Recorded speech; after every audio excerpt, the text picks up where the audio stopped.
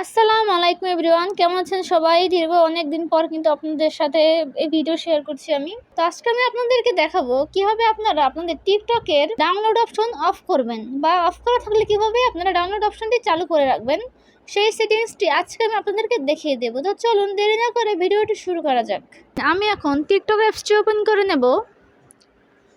TikTok অ্যাপসটি open করার পরে প্রোফাইলে ক্লিক করব। প্রোফাইলে ক্লিক করার পরে 3 লাইন মেনুতে ক্লিক করব। সেটিংস অ্যান্ড প্রাইভেসি এখানে ক্লিক করব। এখানে ক্লিক করার পরে স্ক্রল করে নিচের দিকে চলে আসব।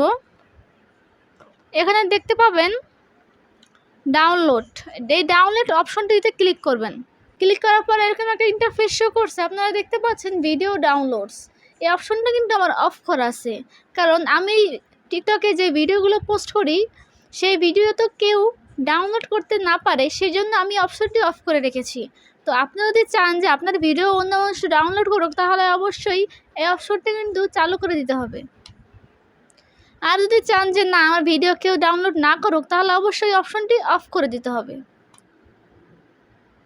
তাহলে অফ করে দিলে আপনার এই টিকটকে যত ভিডিও আছে কেউ কিন্তু কখনোই আর ডাউনলোড করতে পারবে না। ডাউনলোড অপশনটা আপনার আইডি থেকে অফ করা হয়ে গেছে। তো এই ছিল আজকের ভিডিওটি ভালো লাগলে অবশ্যই লাইক, কমেন্ট, শেয়ার এবং সাবস্ক্রাইব করতে কিন্তু ভুলবেন না বন্ধুরা। আসসালামু আলাইকুম।